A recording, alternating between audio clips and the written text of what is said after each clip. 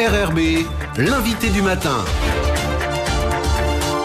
Bonjour Jean-François Bodin. Bonjour Lionel. Votre invité ce matin, Sonia Backès, la présidente de l'Assemblée de la Province Sud et présidente des Républicains calédoniens. Et membre de l'Avenir en Confiance, qui est notre invité ce matin. Sonia Backès, bonjour. Bonjour. Merci d'avoir accepté notre invitation alors que vous rentrez tout juste du comité des signataires qui s'est tenu à Paris la semaine dernière.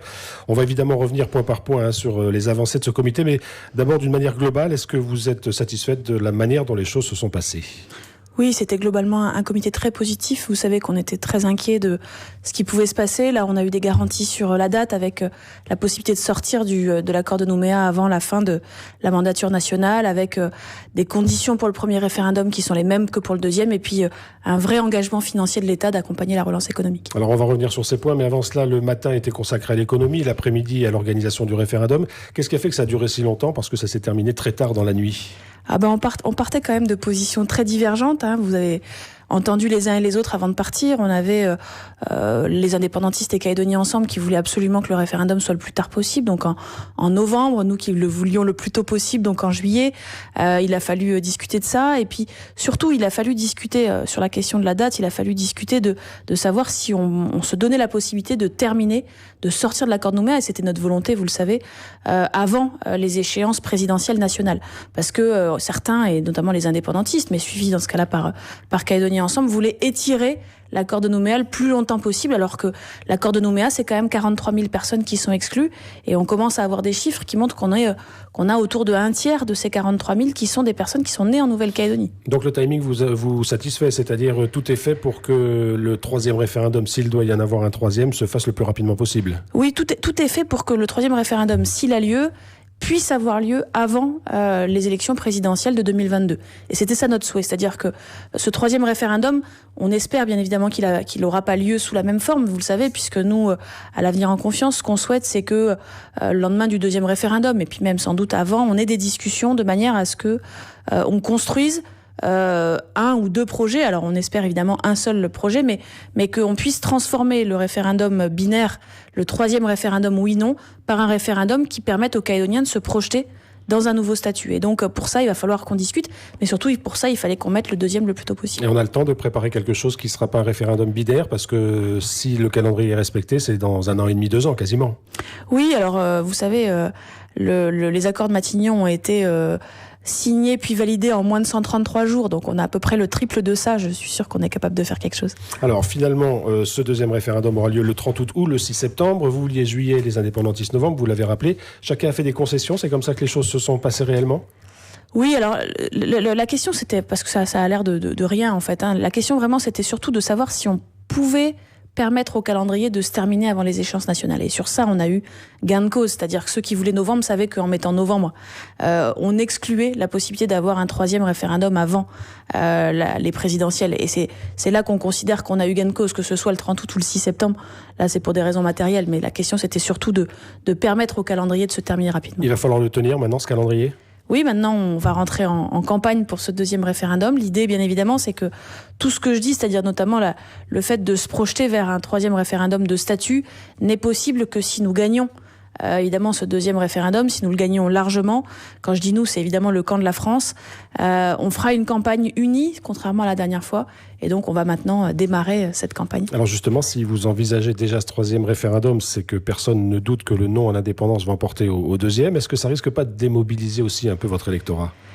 Non, parce qu'il n'y a pas besoin de resensibiliser il faut parce qu'on a eu quand même une démobilisation lors du premier, c'est-à-dire que les sondages qui donnaient 70-30 ont démobilisé une partie de notre électorat. Il faut bien comprendre que il s'agit pas d'avoir un premier vote, puis une revanche, puis si on perd une belle. Ça marche pas comme ça. C'est si la réponse est non, eh bien effectivement on pose la question, non à l'indépendance bien sûr, on pose la question une troisième fois. Si par contre les Calédoniens décidaient majoritairement d'être indépendants au deuxième, on serait indépendant immédiatement. C'est-à-dire que on reposerait pas une troisième fois la question pour faire la belle. C'est pas comme ça. Donc il faut vraiment que les Calédoniens se mobilisent lors de ce deuxième référendum plus qu'ils ne l'ont fait dans le premier. Alors vraiment encore sur la date du deuxième référendum, 30 août, 6 septembre, quand est-ce qu'on aura la date définitive ? Là, dans quelques jours. En fait, quand on s'est mis d'accord sur cette date, il devait être autour de minuit, et le Premier ministre n'a pas pu appeler notamment les ministres qui sont en charge de faire venir. Vous savez, il y avait des délégués, il y avait 250 délégués chargés de contrôler des magistrats, les opérations de vote et puis des dispositifs de sécurité. Donc il fallait s'arranger pour être sûr que le 30 août c'était possible. Ce sera peut-être sans doute le 6 septembre. Donc c'est uniquement des mesures techniques. Tout à fait. Alors l'autre point important, c'est évidemment la question sur le corps électoral, notamment l'inscription automatique des natifs qui justifie 3 ans de résidence. Là-dessus, vous n'avez pas eu gain de cause complètement sur ce point. Est-ce que c'est un regret pour vous ? Alors d'abord, notre position, c'était de dire qu'il fallait que les conditions du premier référendum soient les mêmes que pour le deuxième. Les indépendantistes avaient fait des demandes, vous savez, d'améliorer ou de faciliter le vote des prisonniers. Ça a été refusé. D'inscrire 2008 personnes dont on connaissait pas l'adresse au dernier moment, qui sont particulièrement des personnes de statut coutumier. Ils n'ont pas obtenu ça non plus. Et puis après, il y avait la question particulière de ces natifs. Nous, ce qu'on a dit pendant toute la campagne et ce qu'on répète, parce que c'est pour nous l'avenir de la Nouvelle-Calédonie est comme ça, c'est que tous les Calédoniens doivent être traités au même niveau. Et on voit les indépendantistes qui font campagne en général en disant on est tous pareils, l'indépendance c'est pour tout le monde, quelles que soient nos origines. Dès qu'ils peuvent, ils mettent une petite graine pour dire que non, les Kanaks doivent être traités différemment et mieux que les autres communautés en Nouvelle-Calédonie. Alors là, c'est les statuts coutumiers, ça revient au même, c'est-à-dire que ce qu'ils souhaitaient, c'est que les personnes de statut coutumier soient mieux traitées que les personnes natives de droit commun. Au final, la question était de savoir si on modifie la loi organique ou pas. La modification de la loi organique posait un certain nombre de problèmes. Ce qui a été proposé par le Premier ministre, c'est de mettre en place un dispositif qui, je cite, produira les mêmes effets que la modification de la loi organique. C'est-à-dire qu'en fait, chaque personne native de droit commun va être identifiée. Donc en fait, il s'agit, pour bien comprendre, il s'agit principalement des jeunes majeurs.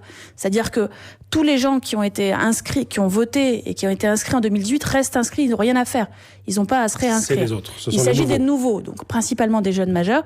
Ceux-là vont être identifiés, contactés individuellement et accompagnés jusqu'à l'inscription. C'est-à-dire qu'en fait, l'idée du Premier ministre, c'est qu'il ne manque aucune des inscriptions et qu'au final, les modalités qu'on a décidé de mettre en place arrivent au même résultat que la modification de la loi organique. Mais ça reste sur le principe une inscription volontaire. Mais ça reste, de toute façon, sur le principe, ça reste inacceptable qu'il y ait un traitement différent entre Kanaks et non-Kanaks. Alors certains parlent justement de discrimination, comme Calédonie Ensemble, entre Calédoniens de droit civil et droit de coutumier. Vous comprenez cette position ? Ils ont le paragraphe dans le relevé de conclusion est le même entre Avenir en Confiance et Calédonie Ensemble. On a eu sur ce sujet-là la même position, c'est-à-dire qu'on considère que c'est parfaitement inacceptable. Mais je répète que la proposition qui a été faite, les mots sont importants. On doit produire les mêmes effets. Donc on est dans une situation où au final, les personnes de droit commun auront les mêmes inscriptions que les autres. Alors hormis ces 2 points, date du référendum ou des référendums et puis corps électoral, il y a eu des choses plus techniques sur les bureaux décentralisés, sur les procurations. Là, les accords qui ont été trouvés vous semblent satisfaisants ? Alors il y a un élément très très important parce que ça nous a posé pas mal de problèmes sur le premier référendum, c'est la question des procurations et notamment des procurations de métropole ou de l'étranger. On a eu énormément de soucis pour le premier référendum avec des frustrations des gens qui ont fait de leurs enfants étudiants ou autres d'ailleurs. Mais les démarches n'ont pas abouti. On fait leur procuration et puis les gens ici avaient la preuve, ils avaient le récépissé dans les mains que leur mandataire leur avait fait la procuration et ils pouvaient pas voter. Là, la grande modification, c'est que il suffira d'arriver avec le récépissé, même par mail, c'est-à-dire que on demande à la personne qui a fait faire la procuration en métropole d'envoyer le récépissé par mail et avec ça, on pourra voter. On a quand même près de 400 procurations qu'on n'a pas pu utiliser lors du dernier référendum. C'était très très important qu'on puisse faire ça. Vous avez l'impression que tout est bien fait maintenant pour que ce deuxième référendum se tienne dans les meilleures conditions possibles ? On fait au mieux. Ce qui va être essentiel, encore une fois, c'est la dynamique de ce référendum, la progression de l'un ou de l'autre des camps.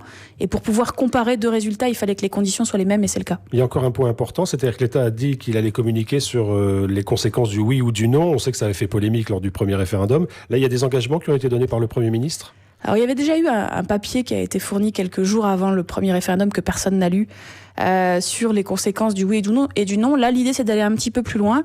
Alors, évidemment, on n'a pas la même idée, mais je crois que, vous savez, on a fait campagne, nous, en expliquant aux Calédoniens que si c'était l'indépendance, il y aurait 160 milliards en moins, qu'on ne pourrait pas garder la nationalité française, etc. Et puis, les indépendantistes sont passés derrière en disant, vous inquiétez pas, la France va rester 10 ans, il n'y aura pas de souci. Si vous voulez garder votre nationalité, vous allez garder votre nationalité. C'est important qu'à un moment donné, l'État remettent l'église au centre du village et disent la vérité. Disent qu'il n'y a aucun pays au monde qui a accédé à l'indépendance et qui a permis à tous ses citoyens de garder la nationalité. Dire que les contrats de coopération avec des pays indépendants, c'est 100 fois moins que les transferts de l'État qu'on a, etc., etc. Dire la vérité, parce que quand c'est un camp ou l'autre qui le dit, évidemment, on a tendance à croire celui qu'on a envie de croire. Là, il faut, à mon avis, que l'État remette les choses d'équerre. Et là aussi, il y a un calendrier qui a été fixé pour savoir à quel moment ce document sera prêt et disponible pour les Calédoniens ? Non, il n'y a pas de calendrier, mais l'idée du Premier ministre, c'est qu'il ne soit pas transmis aussi tardivement que le précédent, qui n'a pas servi à grand-chose. Est-ce que vous êtes sereine, Sonia Baquès ? Parce qu'on a parfois l'impression que quand on discute à Paris, les choses se mettent en place, puis quand les gens rentrent, on n'est plus d'accord avec ce qui a été acté, etc. Vous pensez aujourd'hui qu'il y a une dynamique et que ce qui a été acté à Paris sera tenu ? Alors sereine jamais, tant qu'on n'aura pas fini le processus de l'accord de Nouméa et qu'on n'aura pas un statut pérenne dans la République française, on reste très vigilant. Là, les points qui ont été traités sont des points qui sont faciles à mettre en œuvre, sur lesquels on n'est pas trop inquiet. C'est vrai que moi j'ai souvent été très vigilante parce qu'il y a eu des engagements qui ont été pris, notamment sur le corps électoral, où les indépendantistes disaient qu'ils feraient pas de recours et puis arrivaient ici, ils faisaient des recours. Là, on n'est pas dans cette situation-là. Il y a peu de sujets sur lesquels ils peuvent ne pas tenir parole. Un mot encore quand même sur ce comité des signataires et sur la séquence économique qui a eu lieu le matin. Il y a eu des engagements de l'État qui ont été annoncés, qui passent par plusieurs biais, notamment les contrats de développement. Vous êtes satisfaite des réponses apportées par l'État ? Vous pensez qu'ils sont suffisants pour aider la Calédonie à se remettre en route économiquement ? Oui, alors d'abord, il y a eu des très gros... On savait pas trop comment l'État allait se positionner sur la relance économique. Il y a eu un gros travail fait par Thierry Santa en amont pour préparer cette partie économique. Je vais retenir trois points importants. D'abord, effectivement, la prolongation d'1 an des contrats de développement. Et on a connu dans le passé des prolongations avec 0 budget en plus. C'est-à-dire que on faisait durer 1 an de plus, mais on donnait pas 1 franc de plus. Là, il y a 9 milliards en plus qui sont mis. Je rappelle que les contrats de développement, c'est des grands projets. Ça va être pour la Nouvelle-Calédonie des projets d'infrastructure, de routes, etc. Mais aussi, et c'est ce qu'on souhaite, des projets de développement numérique. Vous savez qu'on a des grands projets pour faire passer la Nouvelle-Calédonie au 3e millénaire sur le plan numérique, sur le plan de la transition énergétique, sur le plan de la jeunesse, de la déscolarisation. Il y a tout un tas de projets sur lesquels l'État va nous accompagner à hauteur de 9 milliards. C'est quand même énorme. Le deuxième sujet très attendu, c'est la question de l'accès au crédit. C'est-à-dire qu'on a de plus en plus de Calédoniens, que ce soit des particuliers ou des petites entreprises, qui se rendent compte que les banques se tendent. Elles demandent de plus en plus de garanties. Elles coupent des lignes de trésorerie qui avaient toujours été ouvertes. Parce que finalement, les banques ont de moins en moins de trésorerie, en fait. Et donc, elles choisissent les projets de liquidité. Et donc, elles choisissent des projets les plus sur lesquels elles prennent le moins de risques possible. Et donc, elles demandent moi je dis souvent ceinture et bretelles. Et donc, finalement, il y a tout un tas de projets qui peuvent pas se faire de particuliers ou de petites entreprises. Là, l'idée, c'est que il y a 17 milliards qui sont remis en liquidité dans un premier temps via l'IOM. Il y a un travail pour mettre à peu près autant dans quelques mois dans un autre dispositif. Donc, ça va là aussi faciliter le crédit, ce qui va faciliter la relance économique. Et puis, le troisième sujet, c'est que on doit travailler d'ici la fin de l'année sur ce qu'on a appelé des contrats de convergence. C'est pas tout à fait ça, mais c'est en fait la possibilité qui nous est offerte par l'État. Et là aussi, c'est la première fois d'aller chercher des projets dans d'autres ministères que le ministère de l'Outre-mer pour des grands projets d'investissement d'avenir. Et donc, on va pouvoir aller piocher dans ces budgets-là. Il manquait un partenaire dans la discussion économique, l'UC, qui a boycotté cette partie-là du comité des signataires. Vous le regrettez ? Oui, je le regrette, je leur ai dit, parce que, vous savez, il y a quand même pas mal de choses qui relèvent de la compétence de l'État. La monnaie, donc le crédit, ça relève de la compétence de l'État. Les contrats de développement, c'est bien l'État qui verse de l'argent. Dire la compétence économique, ça n'est que de la Nouvelle-Calédonie, non, c'est pas vrai. La province des îles est bien contente de trouver les financements de l'État quand elle refait son aérodrome. Sonia Baquès, on peut dire aujourd'hui qu'on est à 10 mois maintenant du deuxième référendum. Quelles vont être les priorités de l'avenir en confiance quand on voit les enjeux économiques aussi qui sont devant vous? Les enjeux, ils vont être doubles, évidemment, de faire cette campagne du référendum de manière à aller chercher chaque voix. Je le dis aux Calédoniens, il va falloir se mobiliser pour que le non l'emporte largement. Donc on va faire une campagne, nous, où on va être unis. Nous, on va sans doute changer d'axe, puisqu'on a parlé beaucoup d'argent, on parlera sans doute un peu plus de cœur dans cette campagne, mais en tout cas, on va faire cette campagne et on demande aux Calédoniens de se mobiliser. Et en parallèle, on doit travailler sur cette relance économique parce que si on veut redonner confiance et puis si on veut se projeter, il faut qu'on ait une économie et des Calédoniens qui ont du travail. Ce 19e comité des signataires était plus qu'utile ? Très, très utile. Merci beaucoup, Sonia Baquès, d'avoir été avec nous ce matin. Merci.